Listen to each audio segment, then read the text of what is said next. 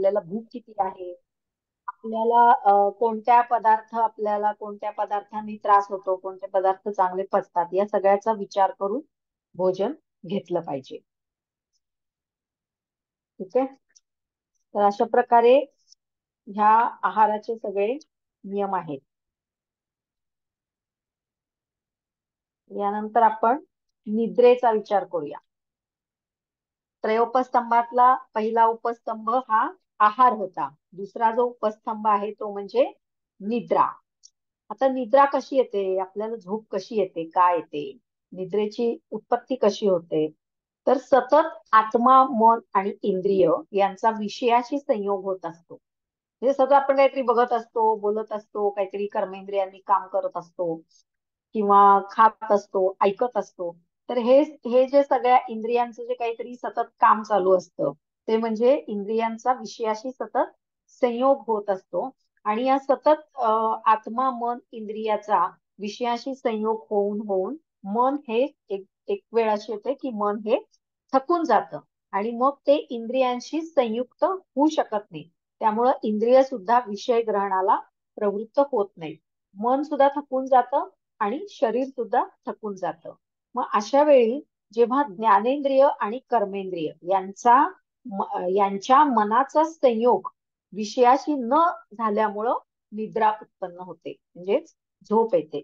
झोप म्हणजे काय, तर इंद्रियांचा विषयाशी संबंध न येणं, इंद्रियांचा विषयाशी संयोग न होणं म्हणजे झोप.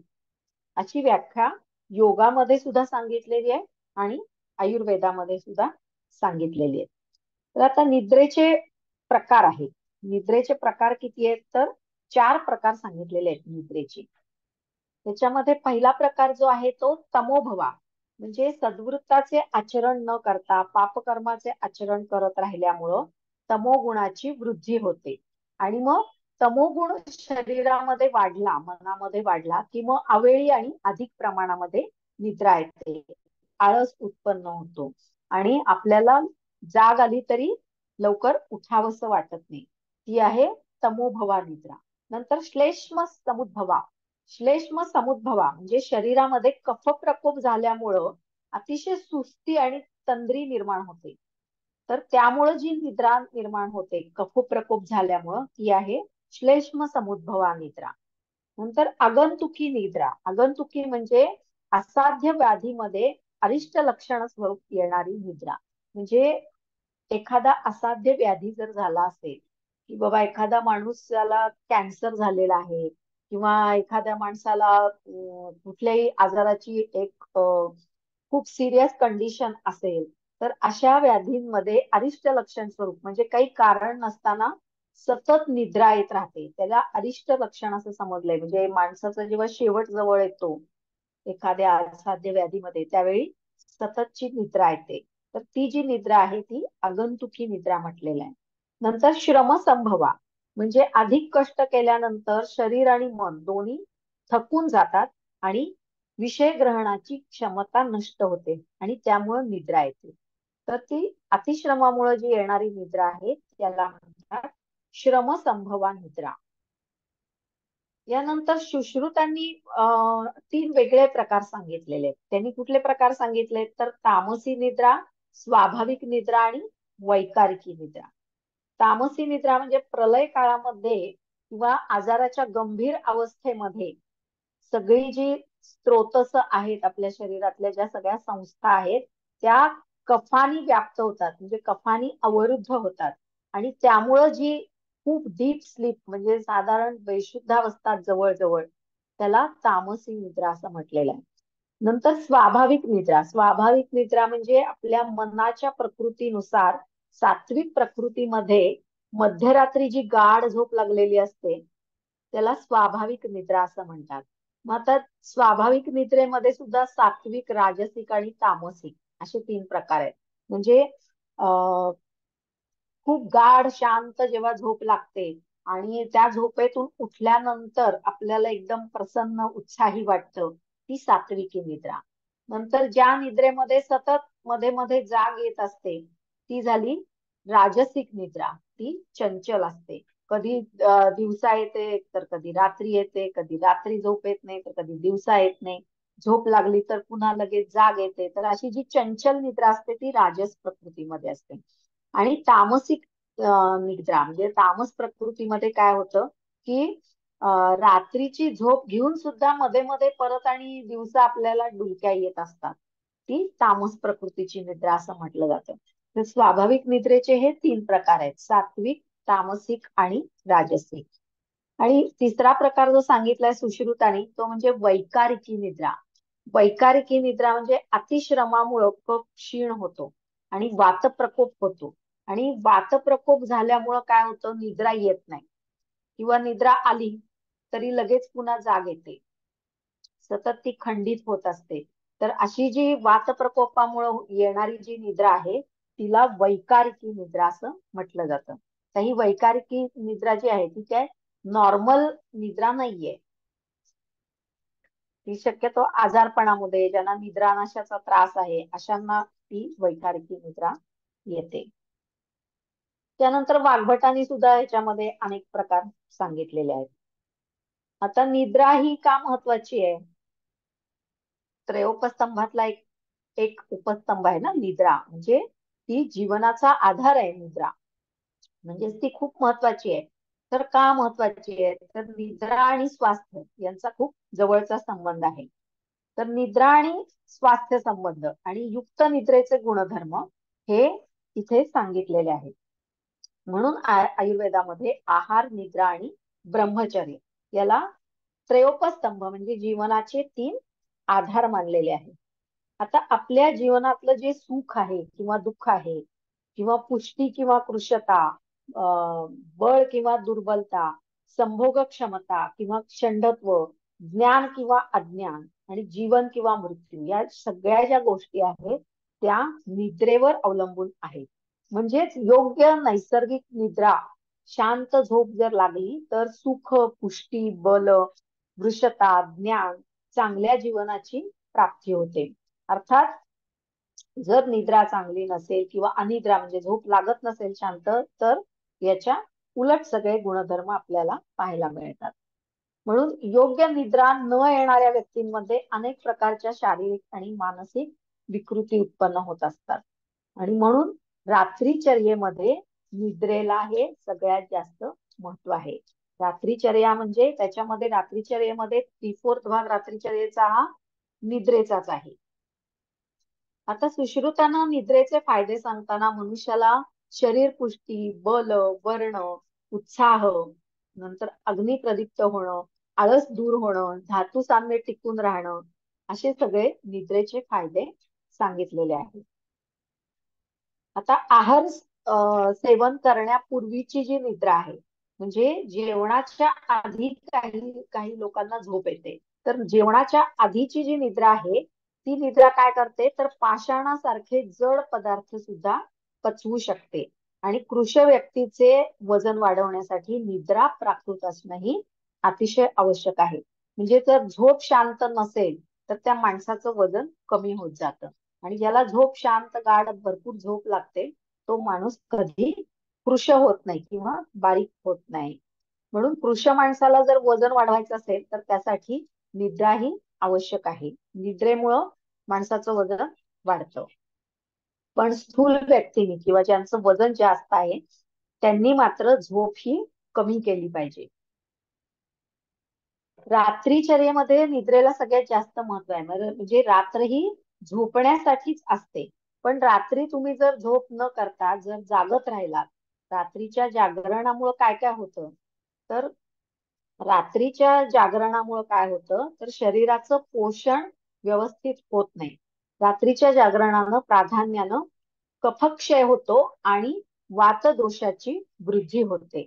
शरीरामध्ये वातवृद्धी झाल्यामुळे काय होतं, शरीरामध्ये रुक्षता वाढते, म्हणजे त्याचे डोळे निस्तेज कोरडे दिसायला लागतात, त्वचा कोरडी पडते, केस कोरडे पडतात, त्याला नेहमी तोंडाला कोरड पडते, त्यामुळे तहान जास्त लागते. मुख्यतः झीज भरून येण्याचं जे काम आहे ते झोपेमध्ये होतं. पण झोप जर कमी झाली किंवा रात्री जर झोपण्याऐवजी जागरण करत राहिलं तर त्यामुळे काय होतं, तर झीज भरून निघत नाही त्यामुळं पोषण कमी होतं शरीराचं आणि खूप थकवा येतो. शारीरिक पण थकवा येतो आणि मानसिक थकवा पण येतो. शरीरातलं जे बळ आहे किंवा ताकद जी आहे ती कमी होत जाते.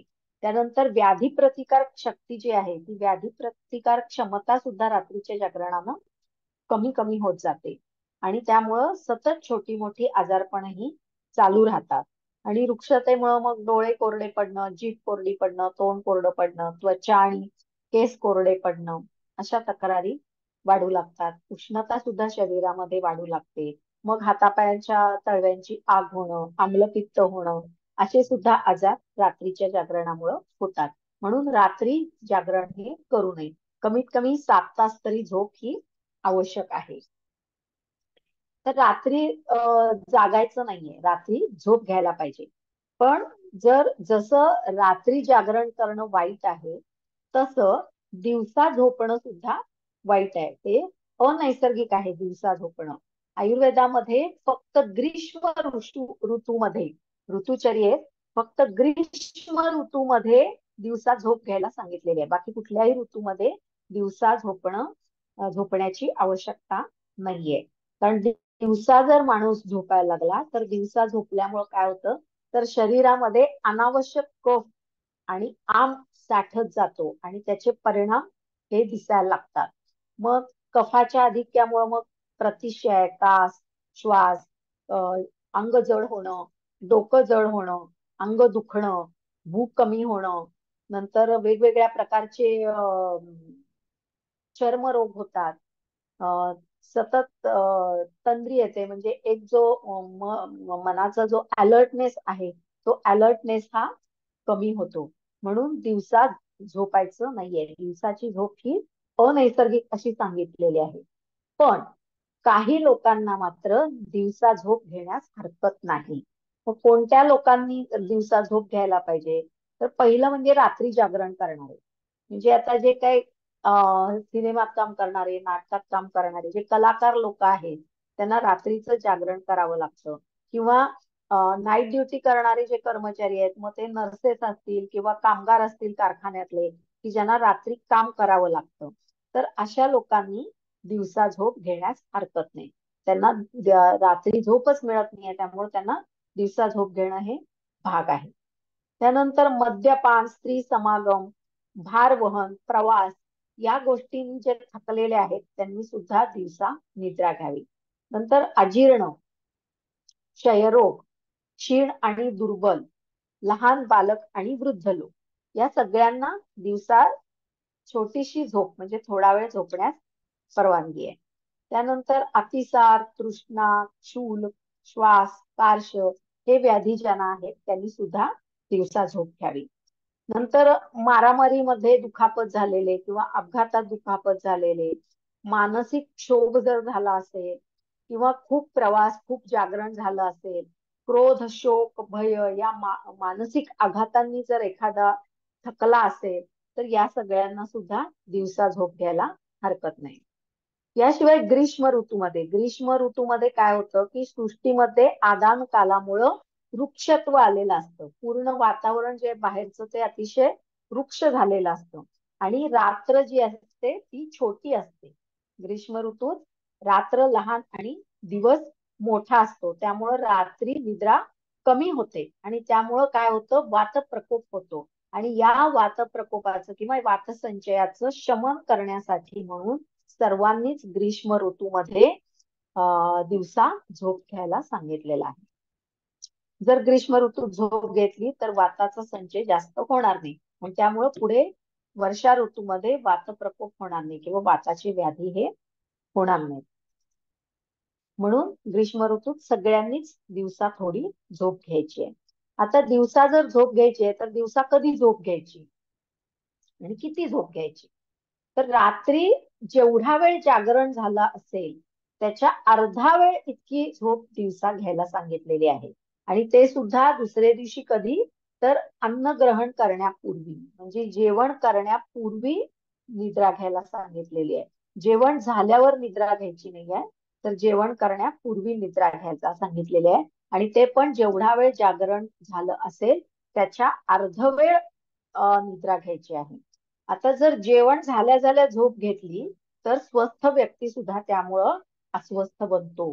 जेवणानंतरची जी झोप आहे ती स्थूलतेला निमंत्रण आहे. म्हणून जेवणानंतर झोप घ्यायची नाहीये, तर ती जेवायच्या आधी घ्यायची आहे.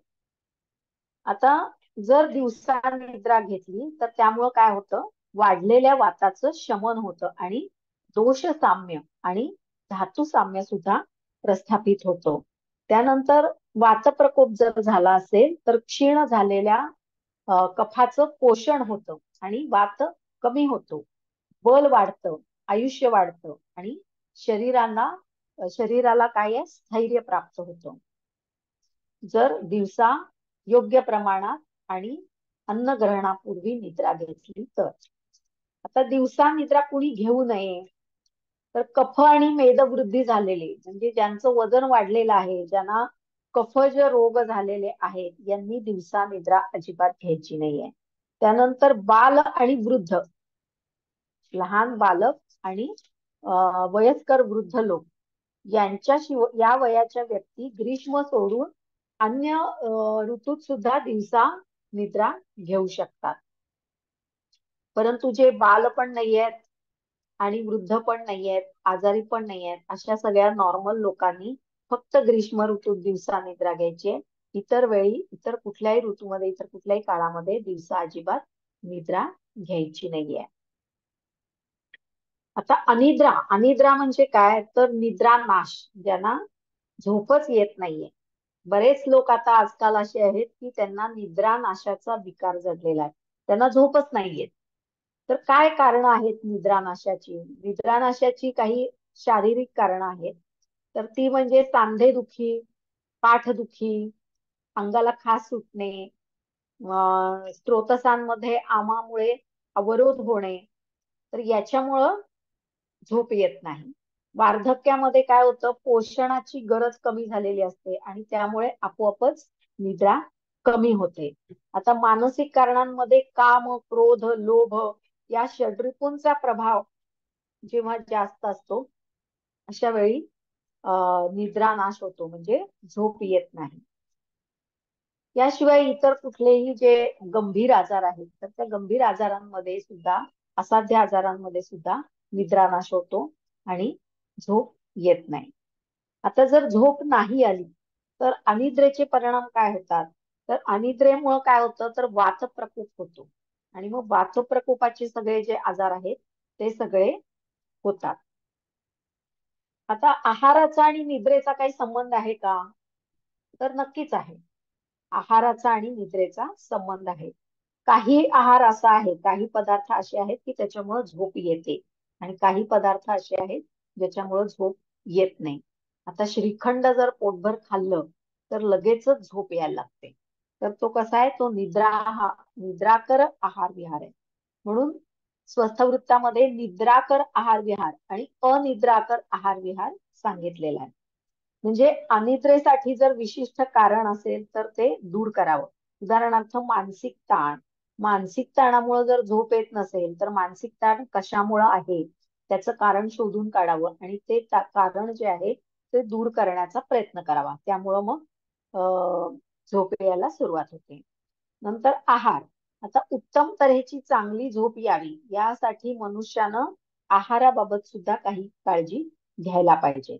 आता झोप येण्यासाठी काय आहे, तर कफकर म्हणजे गुरु, शीत, स्निग्ध या गुणांचा आहार हा आवश्यक आहे. म्हणून मग गहू, तांदूळ हे कफकर आणि पार्थिव पदार्थ आहेत, म्हणजे पार्थिव गुणधर्म जास्त असलेले पदार्थ आहेत. म्हणून गव्हाची पोळी, भात, हे जे पदार्थ आहेत ते निद्रा आणणारे पदार्थ आहेत. मग गव्हाची पोळी, भात, त्याच्या जोडीला मुगाचं वरण, दूध, तूप, शेवयाची खीर, गाजराचा हलवा, गोडाचा शिरा, बासुंदी, श्रीखंड, खव्याचे पदार्थ, हे सगळे जे पदार्थ आहेत हे झोप आणणारे पदार्थ आहेत.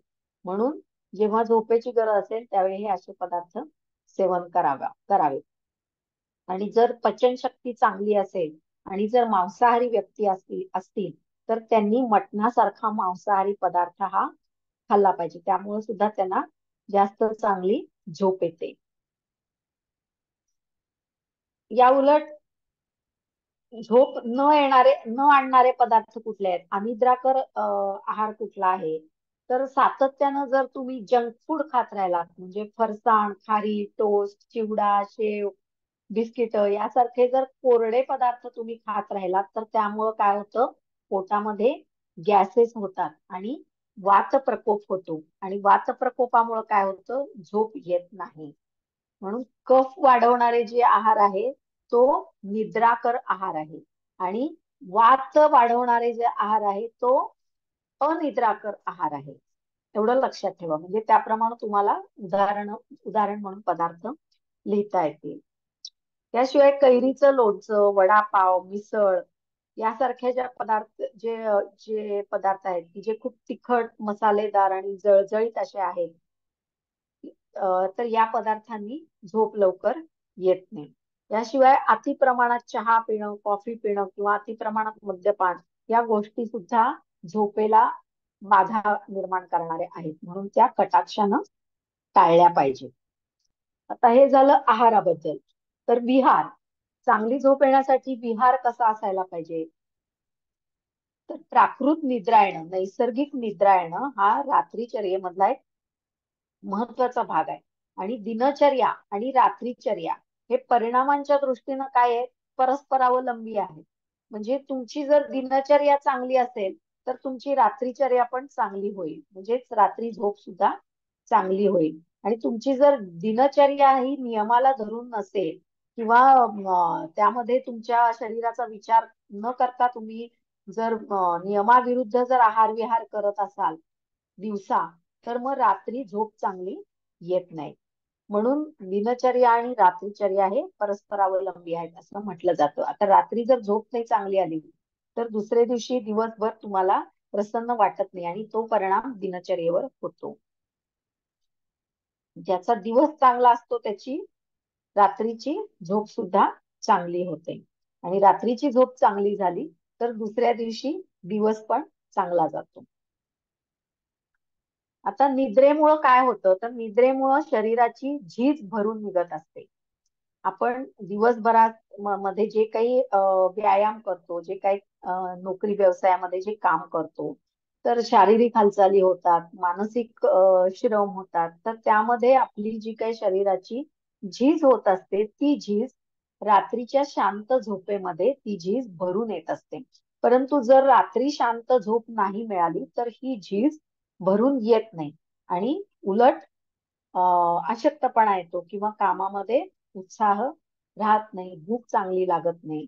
म्हणून निद्रा ही अतिशय गरजेची आहे. आता झोप येण्यासाठी शरीर आणि मन हे दोन्ही अनुकूल असायला लागतात. म्हणजे झोपेसाठी शयनगृह जे आहे ते व्यवस्थित, म्हणजे आवश्यक तेवढं मोठं असलं पाहिजे. ते तिथलं वातावरण हे आल्हाददायक असलं पाहिजे.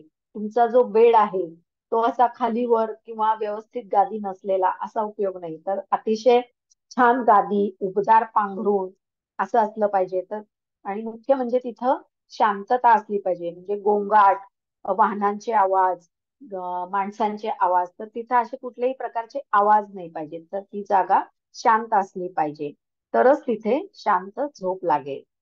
आपली जी झोपण्याची जी गादी असते ती सुद्धा, आताचे जे डनलॉप सारख्या ज्या गाद्या आहेत त्या त्या गाद्या लगेच झोपलं की खाली जातात, किंवा उशा सुद्धा काही काही डोकं ठेवलं की खाली जाते. तर अशा प्रकारचे जे मॅट्रेसेस आहेत ते अतिशय उपद्रवी आहेत, म्हणजे ते अजिबात चांगले नाहीयेत. त्याच्यामुळे पाठीला सुद्धा त्रास होतो आणि झोप सुद्धा त्याच्यात शांत येऊ शकत नाही. म्हणून काय करायला पाहिजे, फोमच्या गाद्या उशा न वापरता आपली जी कापसाची गादी आहे ती कापसाची गादी आणि पातळ अशी कापसाची उशी ही वापरली पाहिजे. नंतर बेडशीट आणि उशांचे आभरे सुद्धा स्वच्छ आणि आकर्षक असले पाहिजेत. त्याचे जे रंग आहेत ते शांत असले पाहिजेत.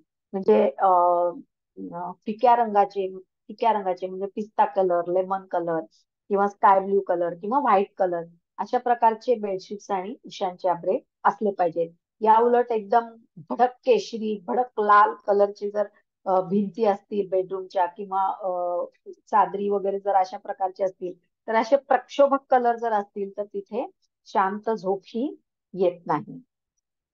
नंतर झोपण्यापूर्वी हलकं फुलकं वाचन करावं किंवा थोडस शांत असं संगीत ऐकावं. कुटुंबातील व्यक्तींशी चांगला संवाद करावा.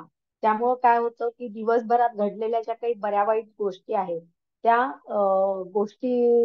गोष्टींपासून आपण शांत होतो आणि झोप सुद्धा शांत होते. नंतर परमात्म्याला आपल्या जर काही चुका झाल्या असतील तर त्या सगळ्या गोष्टी आपण ईश्वरासमोर सांगाव्यात आणि त्याच्याबद्दल माफी मागावी, नामस्मरण करावं आणि मग झोपावं. म्हणजे मग शांत झोप लागू शकते. आता तैलाचा अभ्यंग, पादाभ्यंग करणं हे सुद्धा एक आयुर्वेदामध्ये उपाय सांगितलेला आहे. तळ हात आणि तळ पायांचा तेलानं मसाज केला तर सुद्धा तरी सुद्धा झोप शांत लागते. तळ हात आणि तळ पायाचा मसाज करायचा तेलानं. त्यानंतर आपल्या मूर्धस्थानी, मूर्धस्थान म्हणजे हे जे तालुस्थान आहे डोक्याचा मध्यभाग इथे, इथे जर तेल लावलं आणि थोडासा मसाज केला तर त्यामुळे सुद्धा निद्रा ही चांगली येते. नंतर रात्रीचर्येमध्ये गृहस्थाश्रमी व्यक्तींसाठी व्यवाय ही निद्रेस पूरक अशी गोष्ट ग्रंथकारांनी सांगितलेली आहे. आता अनिद्राकर विहार कुठला तर अतिश्रम करणं किंवा बैठा व्यवसाय करणं, काहीच शरीराला हालचाल नाही, हे दोन्ही म्हणजे अतिश्रम आणि अति बैठा व्यवसाय हे दोन्हीही अनिद्राकर आहेत, म्हणजे निद्रा येत नाही त्यामुळं. नंतर अवेळी जेवण खाण करणं किंवा पचायला जड असं जेवण करणं किंवा पित्त प्रक्षोभक असा आहार घेणं, तर हे यामुळे सुद्धा झोप येत नाही. नंतर कुटुंबातील व्यक्तींमध्ये सुसंवाद नसणं, सतत कलह, भांडणं होणं, त्यामुळे सुद्धा झोप येत नाही. याशिवाय वार्धक्यामुळं किंवा काही मानसिक आजार असतील तर त्यामुळे सुद्धा झोप येत नाही.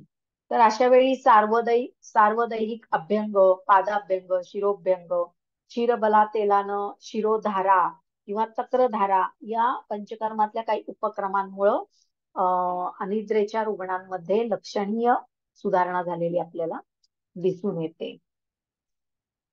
आता जे लहान बाळ असतात म्हणजे साधारण 2 वर्षापर्यंतची मुलं, त्यांची झोप ही सगळ्यात जास्त असते. आणि जे वयस्कर लोक आहेत त्यांची निद्रा मात्र खूप कमी असते. तर हा त्रयोपस्तंभातला दुसरा उपस्तंभ झाला, तो म्हणजे निद्रा. त्यानंतर त्रयोपस्तंभातला तिसरा जो उपस्तंभ आहे तो म्हणजे ब्रह्मचर्य किंवा मैथुन. ब्रह्मचर्य वेगळं, मैथुन वेगळं, दोन्ही वेगळे वेगळे आहेत, पण ते दोन्हींचा अंतर्भाव या ब्रह्मचर्य या उपस्तंभामध्ये येतो. तर ब्रह्मचर्य म्हणजे काय, ब्रह्म म्हणजे काय? ब्रह्म म्हणजे काय तर आत्मतत्व. आपला जो आत्मा आहे किंवा आत्मतत्व जे आहे त्याला ब्रह्म असं म्हटलं जातं. म्हणून ब्रह्म किंवा आत्मतत्वाच्या प्राप्तीसाठी अक्षरावयाचे जे सत्वगुण प्रधान जो आहार विहार आहे किंवा जे काही वागणं आहे, हा ब्रह्मचर्य शब्दाचा मूळ अर्थ आहे. ब्रह्मचर्य म्हणजे काय तर ब्रह्म म्हणजे आत्मतत्वाच्या प्राप्तीसाठी आचरण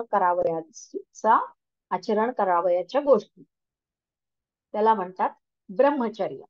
आता हे जे ब्रह्मचर्य आहे आत्मतत्वासाठी, आत्मतत्वाची प्राप्ती करण्यासाठी, ते जे ब्रह्मचर्य आहे त्याला नैष्ठिक ब्रह्मचर्य असं म्हणतात. नैष्ठिकी ब्रह्मचर्य. तर यामध्ये मैथुन या क्रियेच्या निग्रहाला विशेष प्राधान्य दिलं गेलेलं आहे. तर ब्रह्मचर्य म्हणजे मैथुन हा भाग आयुष्यातनं बाजूला काढणे, असा इथं अर्थ अभिप्रेत आहे. परंतु मैथुन या क्रियेच्या निग्रहाला जरी विशेष प्राधान्य असलं तरी त्याला ब्रह्मचर्य म्हणजे कायिक, वाचिक आणि मानसिक, कायिक, वाचिक आणि मानसिक या तिन्ही दृष्ट्या जे ब्रह्मचर्य पाळलं जातं त्याला नैष्ठिकी ब्रह्मचर्य असं म्हटलं जातं. आता 3 उपस्तंभांमध्ये ब्रह्मचर्य हा एक उपस्तंभ असण्याचं कारण काय तर मैथुन कर्म करण्यामुळं शुक्रक्षय हा जास्त प्रमाणात होतो आणि तो शुक्रक्षय होऊ नये यासाठी ब्रह्मचर्याचं पालन करायला सांगितलंय. पण ब्रह्मचर्याचं जर सगळ्यांनी पालन केलं तर मग पुढे सृष्टी कशी चालणार, प्रजोत्पादन कसं होणार, म्हणून ब्रह्मचर्य म्हणजे इथं नैष्ठिकी ब्रह्मचर्य असं अपेक्षित नसून मैथुनाचा योग्य आचरण करणं आणि इतर वेळी ब्रह्मचर्याचं पालन करणं असं हे स्वस्थ वृत्तामध्ये सांगितलेलं आहे. आता आहारापासून रस, रक्त, मांस, मेद, अस्थि, मज्जा आणि शेवटी शुक्र क्रमाक्रमाने या धातूंची निर्मिती होत असते आणि शेवटी शुक्र धातू निर्माण होतो आणि या शुक्रापासूनच ओज, कांती, बल यांची उत्पत्ती होते. म्हणून जेवढ्या प्रमाणात शुक्राचा क्षय होईल तेवढ्या प्रमाणात बलाचा सुद्धा क्षय होतो आणि बलाचा जसा क्षय होत जातो तसा मृत्यू हा जवळ येऊ शकतो. म्हणून ब्रह्मचर्याला महत्व दिलेलं आहे की जेणेकरून शुक्रक्षय हा होऊ नये. ब्रह्मचर्य म्हणजे काय तर मैथून न करणे आणि अब्रह्मचर्य म्हणजे मैथून करणे. तर आहार आणि निद्रा याप्रमाणे सर्व धातूंची परिपक्वता झाल्यानंतर यौवनोत्तर कालामध्ये मैथुनाची इच्छा होणं ही सुद्धा एक नैसर्गिक प्रेरणाच आहे. कारण का तर या प्रेरणेमुळेच पुढे सृष्टी चालू राहते किंवा प्रजोत्पादन हे होत असतं. आणि या दृष्टीनं त्रयोपस्तंभातला ब्रह्मचर्य याचा अर्थ शास्त्रविहित मैथुन म्हणजेच अब्रह्मचर्य असा वैकल्पिक अर्थ सुद्धा लावण्यात आलेला आहे. आता जेवढे जेवढे सजीव आहेत सृष्टीमध्ये, जेवढे जेवढे सजीव प्राणी आहेत तर त्यांच्या ठिकाणी कामवासना किंवा संभोगाची इच्छा ही विशिष्ट वयानंतर सर्व धातूंची पुष्टी झाल्यानंतर उत्पन्न होणारी अशी एक अत्यंत नैसर्गिक प्रेरणा आहे. आणि मानवामध्ये पौगंडावस्थेपासून ते वार्धक्यावस्थेपर्यंतच्या कालावधीत ही कामवासना असते. आता चरकांनी काय सांगितलंय तर चरकामध्ये मानवाच्या त्रिविध एषणा, एषणा म्हणजे इच्छा, नैसर्गिक इच्छा, त्रिविध एषणा किंवा 3 नैसर्गिक इच्छा वर्णन केलेल्या आहेत आणि त्यामध्ये कामेषणेचा स्पष्ट उल्लेख नाही, परंतु त्याबद्दल चक्रपाणी म्हणतो की प्रणेषणा आणि धनेषणा यामध्ये कामेषणेचा अंतर्भाव होतो. याशिवाय कामेषणा ही एक अगदी नैसर्गिक भावना असल्यामुळं मनुष्य त्याला आपोआपच प्रवृत्त होतो, म्हणून त्याचा स्वतंत्र एषणा म्हणून उल्लेख केलेला नाही असं चक्रपाणीनं यामध्ये सांगितलेलं आहे चरकाचार्यांच्या वक्तव्यावर. तर म्हणून ब्रह्मचर्य पालन जे आहे ते नैष्ठिकी ब्रह्मचर्य म्हणजे ज्यांना आत्म तत्वाची प्राप्ती करावयाची आहे त्यांच्यासाठी नैष्ठिकी ब्रह्मचर्य हे सांगितलेलं आहे. म्हणजे जे संन्यासी आहेत, योगी आहेत तर त्यांनी ते नैष्ठिकी ब्रह्मचर्य पालन करावयाच आहे. आणि जे सामान्य माणसं आहेत गृहस्थाश्रमामध्ये प्रवेश केलेले जे लोक आहेत त्यांनी योग्य प्रकारे आणि योग्य काळी, योग्य वयामध्ये आणि योग्य प्रमाणामध्येच मैथून करण्यासाठी इथं सांगितलेलं आहे. तर आता मैथुनासंबंधीचे जे नियम आहेत ते स्वस्थ वृत्तामध्ये सांगितलेले आहेत. तर ते काय काय आहेत तर ते मैथुनासंबंधीचे नियम असे आहेत की मैथून हे रात्रीच्या वेळी आणि स्वतःच्या पत्नी बरोबरच करावं. नंतर आपल्या पत्नीशी फक्त ऋतुकाळी आणि अपत्य प्राप्तीसाठीच समागम करावा अशी धर्माज्ञा मनुस्मृतींनी दिलेली आहे. त्या काळामध्ये म्हणजे ज्या काळामध्ये हे सांगितलं गेलं मनुस्मृतीमध्ये धर्माज्ञा सांगितली की अपत्य प्राप्तीसाठी समागम करावा, त्या काळामध्ये बहुप्रजाजन म्हणजे खूप मुलं जन्माला घालणं हे एक सामाजिक उद्दिष्ट होतं. त्यावेळी लोकसंख्या कमी होती त्यामुळं अनेक मुलं जन्माला घालण्याची पद्धत होती. पण आता चित्र उलट आहे. आता प्रचंड प्रमाणामध्ये लोकसंख्या वाढलेली आहे म्हणून अपत्यांची संख्या ही मर्यादित करण्यात आलेली आहे. नंतर हेमंत ऋतूमध्ये ऋतूंचा जर विचार केला तर मैथून हे हेमंत ऋतूमध्ये करायला सांगितलेलं आहे. तर हेमंत ऋतूत वाजीकर औषधी आणि आहार घेऊन यथेच्छ परंतु स्वतःच्या शक्तीची मर्यादा लक्षात घेऊन मैथून करावे. शिशिर ऋतूत त्याहून अधिक करण्यास हरकत नाही कारण त्यावेळी अजून जास्त शारीरिक बल असतं. परंतु वसंत आणि शरद ऋतूत 3 दिवसांच्या अंतरानं आणि वर्षा आणि ग्रीष्म ऋतूमध्ये 15 दिवसांच्या अंतरानं संभोग करावा असं स्वर्थवृत्तात सांगितलेलं आहे. म्हणजे ऋतुचर्या किती महत्वाची आहे बघा. आहारामध्ये, विहारामध्ये आणि इवन मैथुनामध्ये सुद्धा त्यांनी ऋतुचर्येचा विचार केलेला आहे. मग हेमंत आणि शिशिर ऋतूमध्ये यथेच्छ मैथुन करायला सांगितलेलं आहे. वसंत आणि शरद ऋतूमध्ये 3 दिवसाच्या अंतरानं आणि वर्षा आणि ग्रीष्म ऋतूमध्ये 15 दिवसांच्या अंतराने संभोग करण्यास सांगितलेला आहे.